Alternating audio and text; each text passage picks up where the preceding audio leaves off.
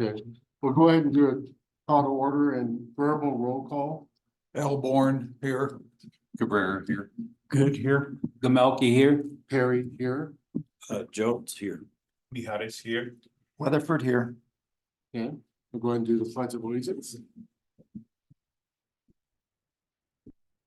Allegiance to the flag of the United States of America and to the republic for which it stands, one nation, under God, indivisible, with liberty and justice for all.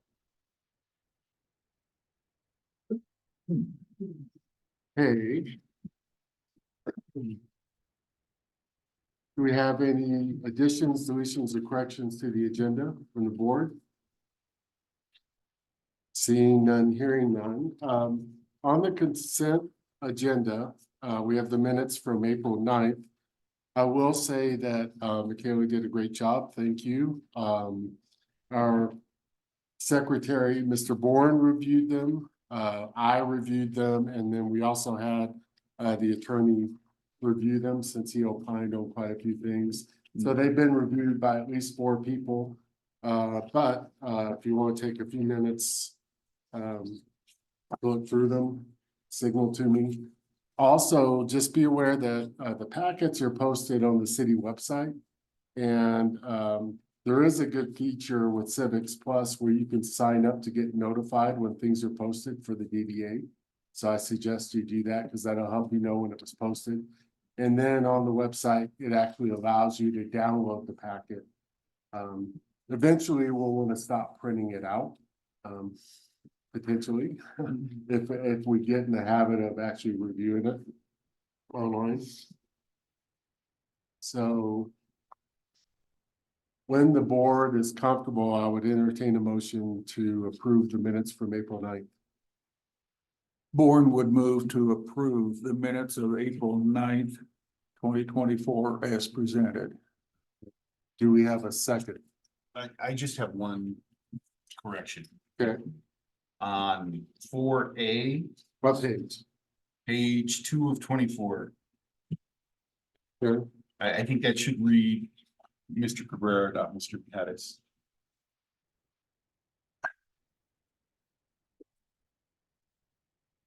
I don't want to take credit for Eric's career. Okay, so, and I apologize, so the actual minutes have pagination in the middle of the page. The packet pagination is So to the right. 112. 1 of 12, okay, thank you.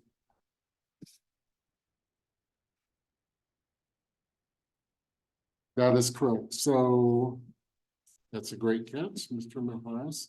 So what we're gonna change is on page 1 of 12 of the minutes, page 2 of 12 of the packet. Section A, we're gonna change that to Mr. Cabrera, because if you recall, we were correcting that he retired, he was not fired from the fire department. And we'll also take out the extra Mr. there. So, Mr. Bourne, are you okay with him amending your Yes, as motion with that correction? yes. Okay, now do we have a second with the amended correction? I will second with the amendment. Okay, thank you.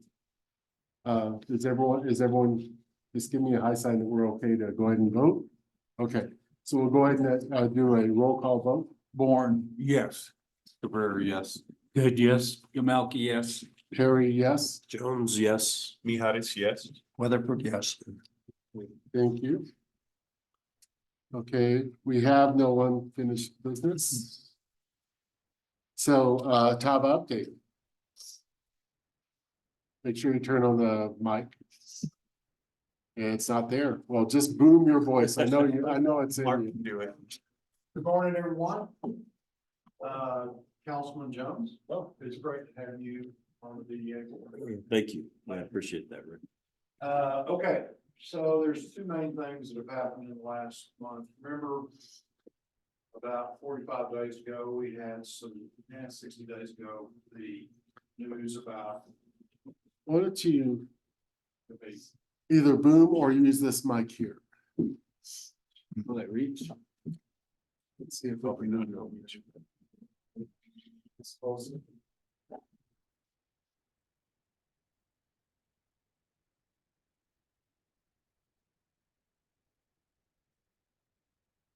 Oh. You got one, you got one. Oh, thank you.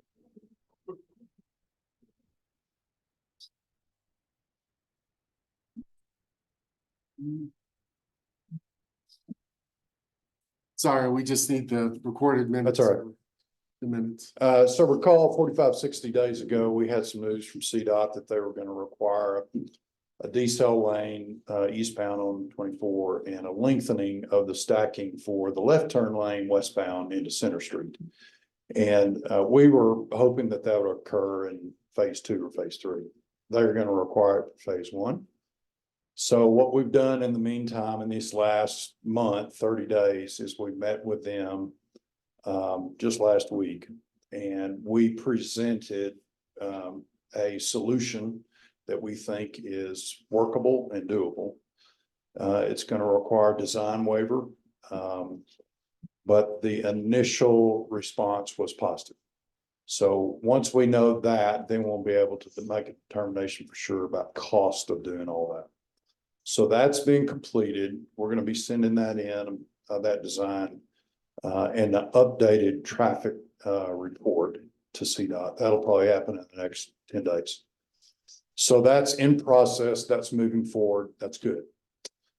We also had a meeting last week with city staff, all the city staff and our entire team to get further clarification on what they're needing at this point in this stage. And we are working together to make those determinations. Moving forward as fast as we can. There is a process that we need to adhere to, and that's what we're in the throes of right now. That's it. We're in the grind of getting all the things done to get the preliminary plat settled. Any questions from the board?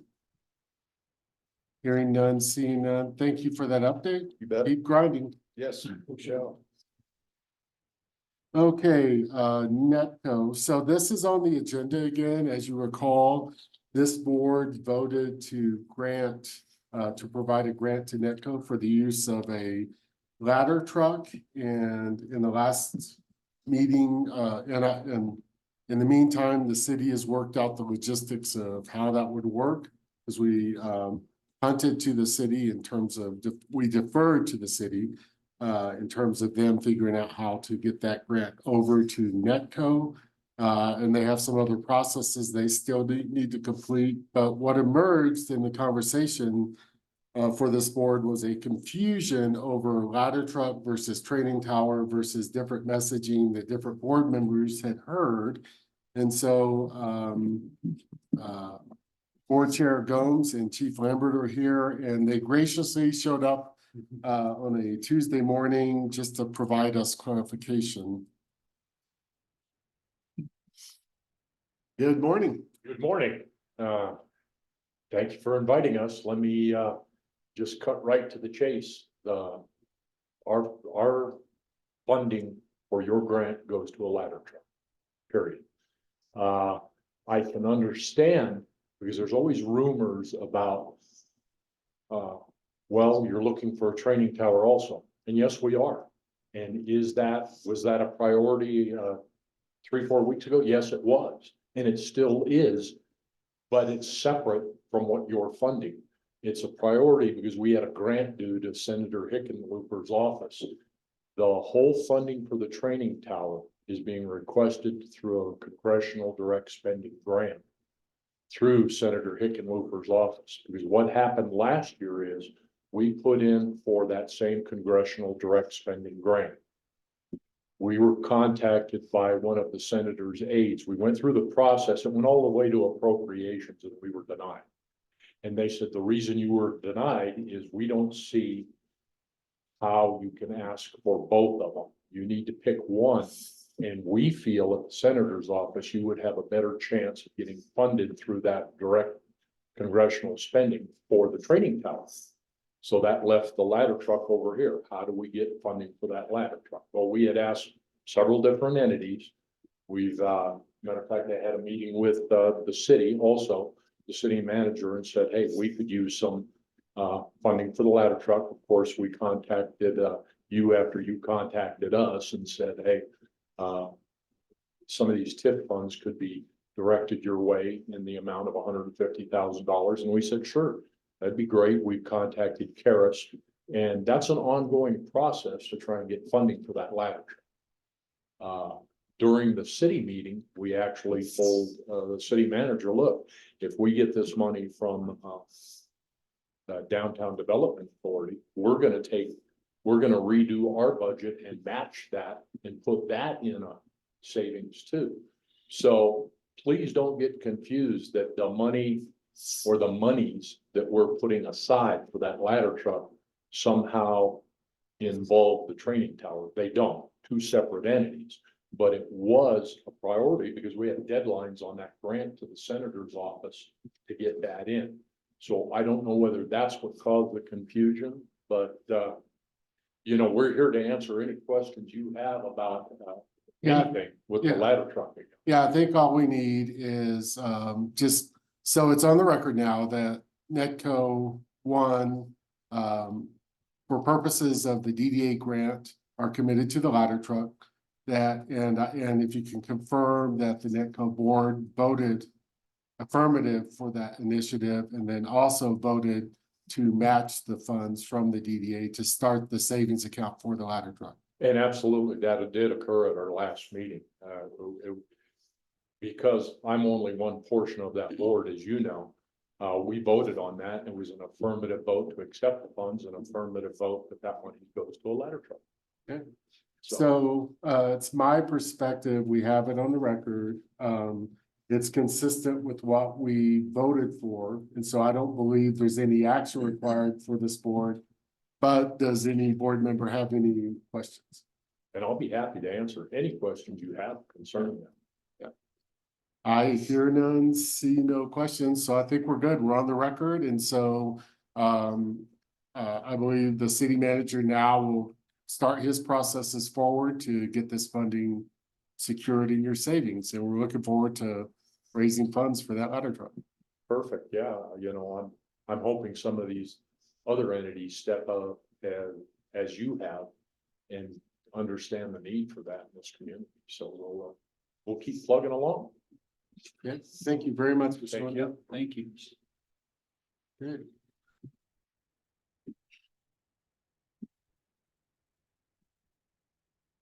Okay, item C, Mr. Weatherford, wanted to discuss the Martini Hut / Voss building, and so I'll let you start, and then I'll throw in what I think I know.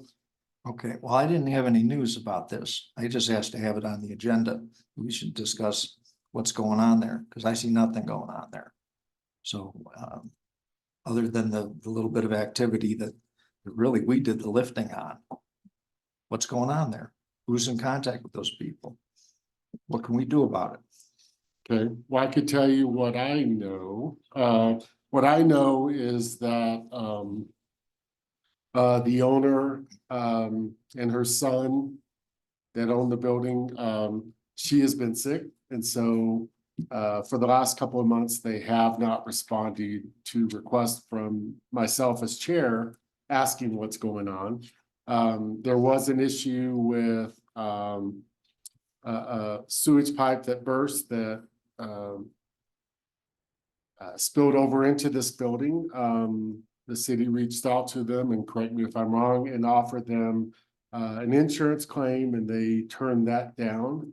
And so it's really, we've had really no contact. We really don't know what's going on.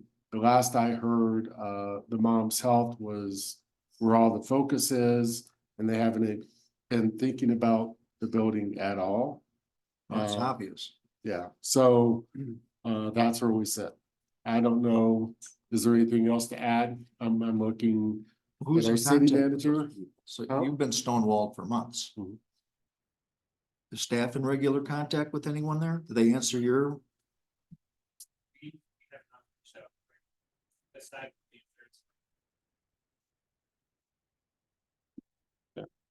So I'll continue.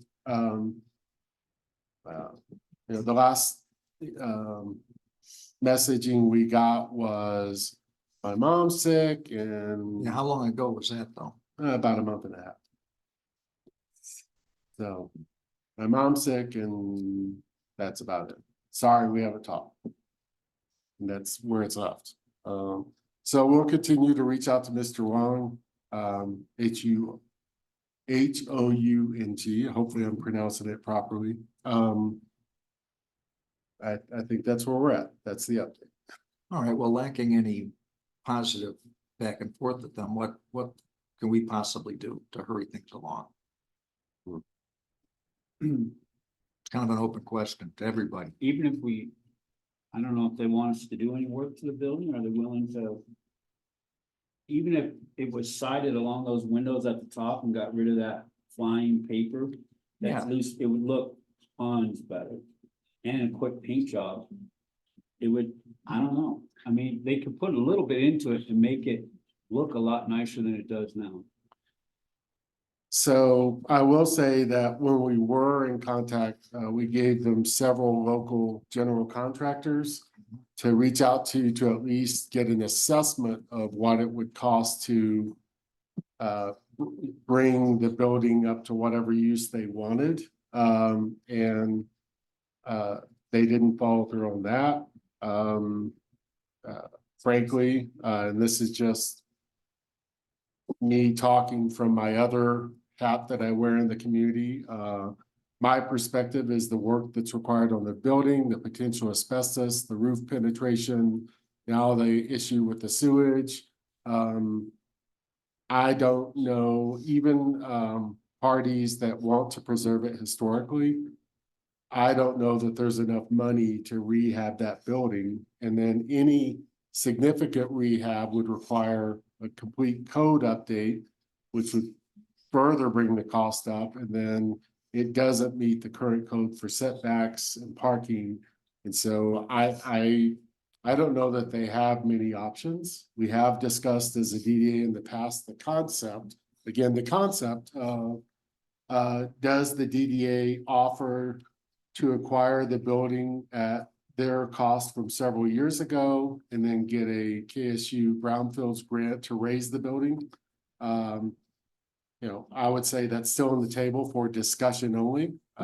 It's not a, you know, but you know, unfortunately, unless the building owners are willing to communicate and discuss and try to find a good solution.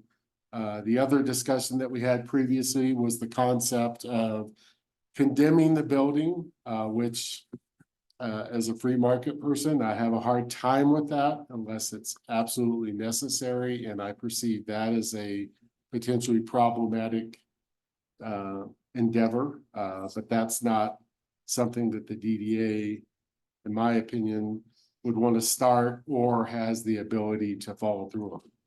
It would have to be another entity. So we're kind of like in a quandary. I will say, again, thanks to Mr. Gemelke for cleaning up the sign, Mr. Weatherford for getting that Connex building off the site, because that was an eyesore in of itself. So at least there has been some improvement, but I don't see things moving anytime soon. It's hard on the businesses right around it. It really does. It really is ugly. Unfortunately, and it's right on the main drag. Not anything against, just is. It's not a store. Well, you know, we have a lot of building owners up here that take great, I've said this before, that as a matter of fact, when I look around the dais and see the building owners on the dais, I can categorically state that each of you take great pride in your business and your building and take care of it for the betterment of your business, but also for with the park. It's just unfortunate we have this outlier. Several outliers, most likely. Mr. Good. Well, I just want to point out that unfortunately, my building does not look real good, right? I know. But we're working on it. But my question is, are we an enforcement kind of entity? I mean, That would be more of the cities. That's exactly what I just said. We don't have, I just, yeah, we don't, it's not in our charter. We have no teeth to take any action Yeah. other than to communicate and to implore the building owners to reach out to us, because we do have possibly a solution to their quandary, at least for them to recover some of their expense. Remember, part of the problem is they got taken almost as much by a contractor, took more money from them than they paid for the building, and that money is lost. And so they're in a bad situation, the city's in a bad situation, and so we need to look for the minimal of win-win or minimize the lose-lose. So, yes, Mr. Kenobi. Is it possible that we could offer to beautify the front of it a little bit as a DDA, as part of our, I mean, beautifying the town, right? Make it look a little better until something happens to it, at least with the face of it. I probably would personally, I'm just one vote. I wouldn't vote to waste any more money on the building. I'm sorry.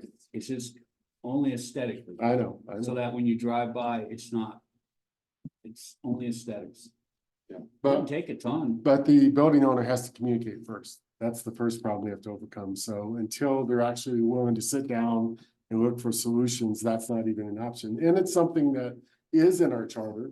We could do some beautification, cosmetic things. Again, I would probably not vote for it because I don't like wasting money, but there is validity to that concept, that idea that the vote can opine, the board can opine on. But again, we're talking about something we have zero control over right now, other than to continue trying to make contact and see if they'll come up and get to the table. I've gotten them into Woodland Park on 2 occasions. It would be nice to get them to come sit down and talk about solutions. So, but we have to get them up here first. Thank Okay. you. Any other comments? Okay, public comments regarding any new business. There is no new business. So is there any public comment? Doesn't look like it. Okay, board chair report. I'll just say that thanks to board member Maharis, he reached out to AJ's Pizza. As you recall, Mr. McCaskill, our attorney, we still had one piece of the agreement, the TIF agreement with AJ's that needed to be executed. I think it was Exhibit C, if I'm not mistaken. And so Mr. Maharis reached out to them, and not only have they signed Exhibit C, but they've also provided the documentation that goes with that. That has been forwarded to the city attorney or the DDA attorney and the city manager. And so we will wait to hear back from Mr. McCaskill whether that satisfies the requirement. It appears to do so, but we'll want the DDA attorney to verify that for us. And then that AJ's TIF agreement will consider fully executed. And I believe after they pay their taxes for last year, they should be eligible for their first TIF reimbursement this year. So, but we'll wait to hear from Mr. McCaskill on that. And not, also for the board, I'll also talk a little bit about the TIF reimbursement. We just got a request from Dan Taylor Mountain Enterprises, and we have it all processed. It's in your packet. We are waiting to make sure that the DDA attorneys read of the TIF agreement with Taylor Mountain Enterprises and the changes that have taken place in the last year, that everything is still copacetic. We're also still waiting on the city to verify our calculations. Remember, we do the calculations, but the city ultimately validates everything and then moves it forward. And so, as we know, I think the community knows, the TIF agreement was for Taylor Mountain Enterprises, which consisted of the human being and the car wash that's over there. They did sell the human being. And so there are different agreements that they did with the acquiring party. The TIF deal stays with Taylor Enterprises, so they paid the taxes. So we would be reimbursing just the taxes that they've paid for their property. But because there's some nuances in there with respect to how that was structured, we just thought it was important for our attorney to weigh in and make sure everything looked okay. So that's where we're at. We're waiting to get validation back from Mr. McCaskill. And then confirmation that our calculations are correct from the city. And then we'll get that processed for Mr. Taylor right away. Okay. Any questions on that? And then I'll lead right into Mr. Cabrera's treasury report. Okay, so on page 14 and 24, you'll see the invoices for, we have some legal fees that were paid, one from January and then April that me and the chair signed. And then moving forward on 17 to 24 is the TIF agreement that Chair Perry just talked about, and thank you for filling all that in, saved my job. So if there's any questions on that, we're just waiting on council and the city manager for approval.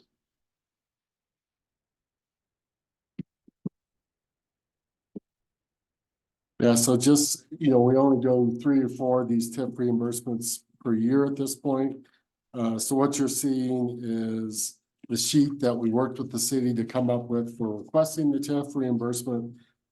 You're seeing just one page of the spreadsheet for Taylor Mountain Enterprises and how that TIF works. And then you're seeing the spreadsheet for Mr. Taylor, which thankfully, the bottom line number matches our calculations, and then you're also seeing the tax receipts where Mr. Taylor paid all the taxes.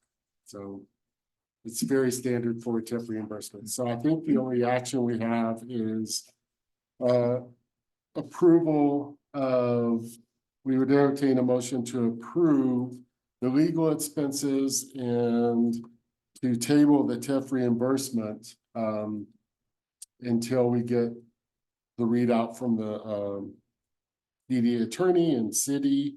But recall, and it's mainly for, and I apologize, Mr. Jones, I'll acknowledge you here in a second.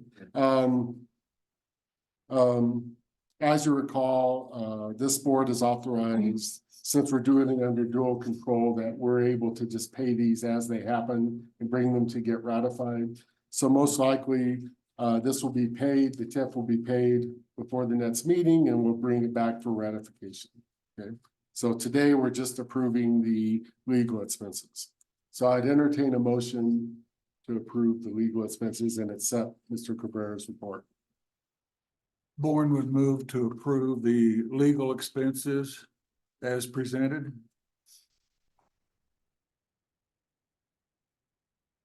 Mijares second. Thank you, Mr. Mijares. First by Mr. Bourne, second by Mr. Mijares. Is there any discussion, any questions, anything that needs to be addressed? Seeing none, hearing none, we'll call for the vote. Bourne, yes. Cabrera, yes. Good, yes. Gamelki, yes. Perry, yes. Jones, yes. Mijares, yes. Weatherford, yes.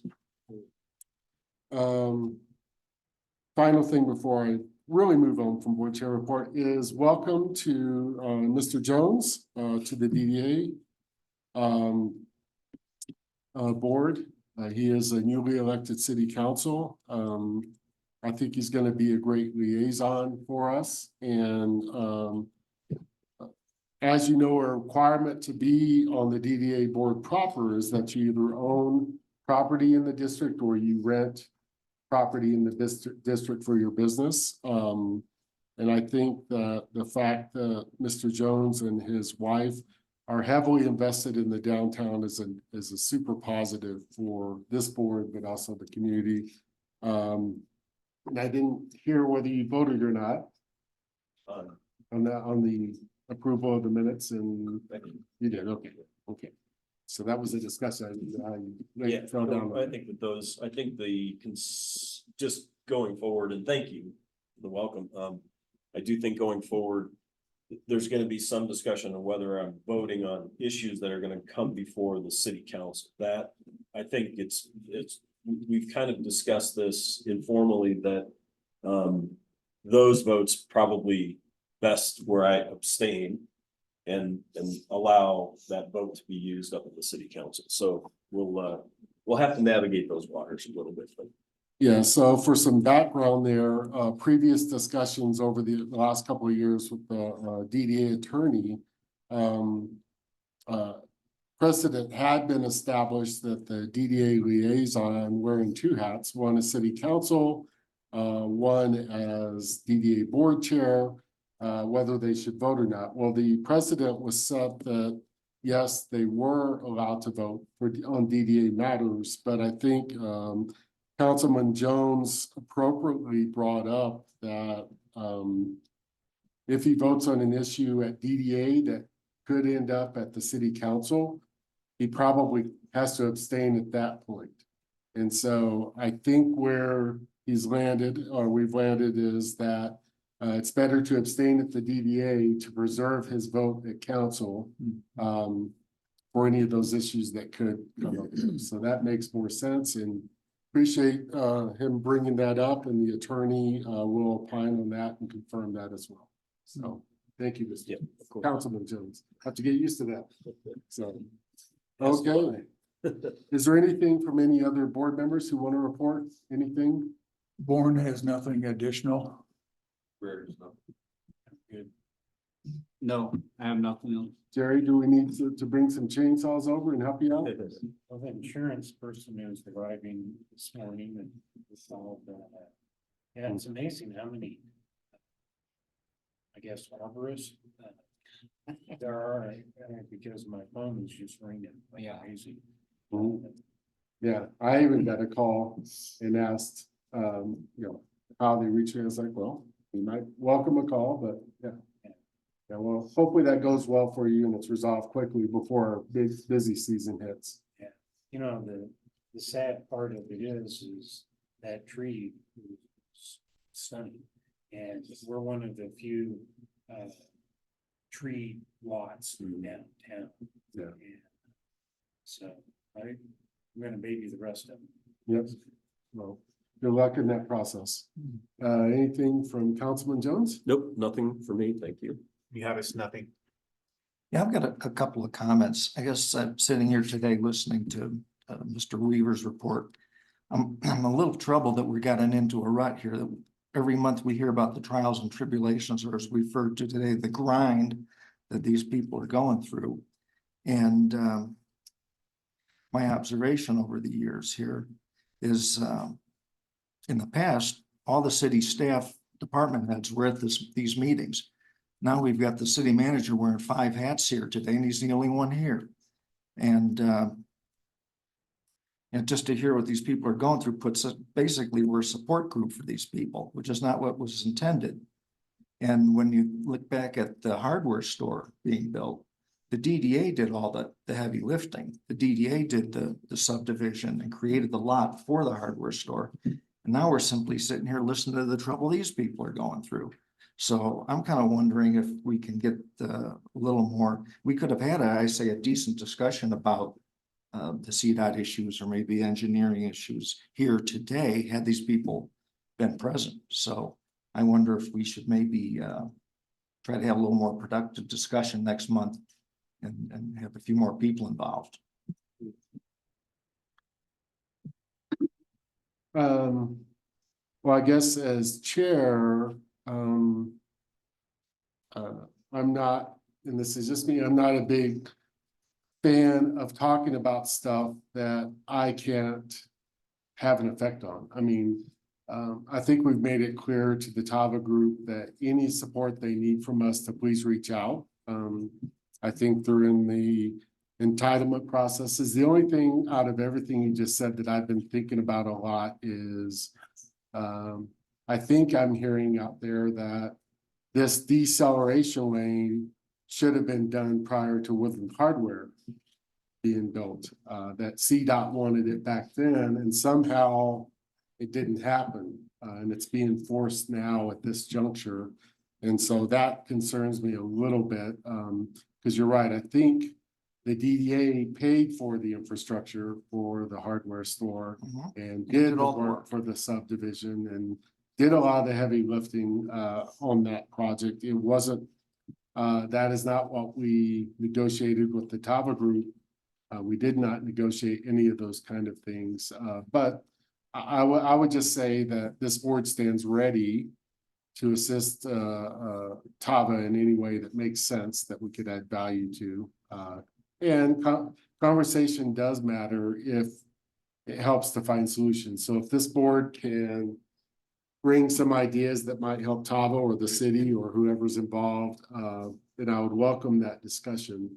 But I don't hear Tava complaining publicly. I don't know what they're doing behind the scenes, but I believe what they say, that they're just grinding through it and they're trying to knock down all the obstacles as they emerge, and they're working really hard. They're trying to get to groundbreaking for not only themselves, but for the community, in my opinion.